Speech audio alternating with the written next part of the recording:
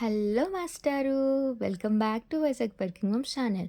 ఈరోజు మన ఛానల్‌లో బ్యాచిలర్స్ బాబులు సింపుల్‌గా దమ్ బిర్యానీ ఎలా ప్రిపేర్ చేసుకోవాలో నా స్టైల్‌లో అయితే చెప్పబోతున్నాను.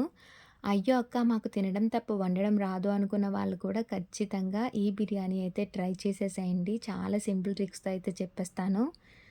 100కి 100 మార్క్స్ అయితే మీ రూమ్‌మేట్స్ దగ్గర కొట్టేసేయొచ్చు. ఇంకెందుకు మరి ప్రొసీజర్‌లోకి వెళ్ళిపోదాము. ఫస్ట్ ఆఫ్ ఆల్ నేనేం చేశాను అంటే ఆనియన్స్‌ని మంచిగా ఫ్రై చేసుకున్నాను. స్లైసెస్ కింద కట్ చేసుకొని ఫ్రై చేసుకున్నాను. ఫ్రై చేసుకున్న దాన్ని ఇలా పక్కన పెట్టుకున్నాను. నేనైతే కొంచెం ఎక్స్ట్రాయే కట్ చేసుకున్నాను. సో, ఇప్పుడు నేనేం చేస్తున్నాను అంటే, ఏ గిన్నెలోకైతే నేను దమ్ బిర్యానీ చేయాలనుకుంటున్నానో ఆ గిన్నెని తీసుకొని దాంట్లో నాకు కావాల్సినంత చికెన్ వేసుకొని, కొంచెం ఉప్పు, కొంచెం కారం కూడా యాడ్ చేసుకున్నాను. అల్లం వెల్లుల్లి పేస్ట్ ఆల్రెడీ నేను మిక్సీ పట్టుకొని పక్కన పెట్టుకున్నాను అండి. సో, 2 టేబుల్ స్పూన్ అల్లం వెల్లుల్లి పేస్ట్ అనేది యాడ్ చేశాను. ఇప్పుడు ఒక పేస్ట్ యాడ్ చేస్తున్నాను కదా! ఇది కాజు అండ్ బాదం పేస్ట్. మీకు ఇష్టమైతే యాడ్ చేసుకోవచ్చు. లేదంటే స్కిప్ చేయొచ్చు. ఇప్పుడు 2 టేబుల్ స్పూన్ టమాటో పేస్ట్ కూడా వేశాను. కొంచెం పెరుగు వేసుకున్నాను. ఈ డ్రైడ్ ఆనియన్స్ ఉన్నాయి గదా! అవి కూడా మంచిగా వేసుకొని, కొంచెం కొత్తిమీర యాడ్ చేసుకున్నాను. ఇప్పుడు నేను ఒక ఆయిల్ యాడ్ చేస్తున్నాను కదా! ఈ ఆయిల్ ఏంటంటే, నేను కొత్తగా తీసుకున్న ఆయిల్ ఏమీ కాదండి. అదేంటి అంటే ఆనియన్స్ ఫ్రై చేశాను కదా! ఆ ఆయిల్ ఏసుకున్నాను. చాలా టేస్ట్ బాగుంటుంది ఆయిల్ ఏసుకుంటే. ఇంట్లో ప్రిపేర్ చేసిన మసాలా కూడా మంచిగా నేను వేసుకొని ఇలా కలుపుకున్నాననమాట. చూసారా? దీన్ని ఒక గంట పాటు పక్కనైతే పెట్టేశాను. ఇప్పుడు స్టవ్ ఆన్ చేసి దాన్ని లో ఫ్లేమ్‌లో పెట్టయితే కుక్ చేసుకుంటున్నాను. ఇప్పుడు రైస్ ప్రిపేర్ చేసుకోవాలి కదా!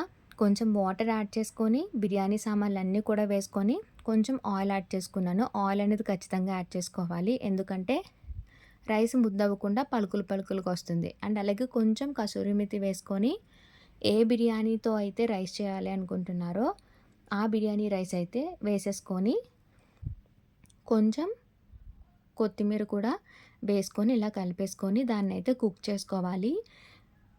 కుక్కర్‌లో అయితే పెట్టేసేయొద్దు. నేను జస్ట్ దాని మీద కుక్ చేసుకున్నానంతే. విజిల్స్ ఏం వేయించొద్దు. మెత్తగా అయిపోతుంది. సో, ఇప్పుడు చికెన్ జోలికొస్తే చికెన్ చూసారా మంచిగా కుక్ అయిపోయింది.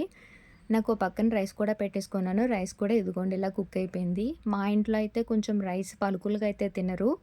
సో, అందుకని కొంచెం మెత్తగా చేసుకున్నాను. ఇప్పుడు కుక్ అయిన చికెన్ ఉంది కదా! ఈ చికెన్ మీద రైస్ మొత్తం కూడా ఇలా అరేంజ్ చేసుకోవాలి. చూసారా? ఇలా అరేంజ్ చేసుకున్న తర్వాత ఇందాక ఫ్రై చేసుకున్న ఆనియన్స్ ఉన్నాయి కదా!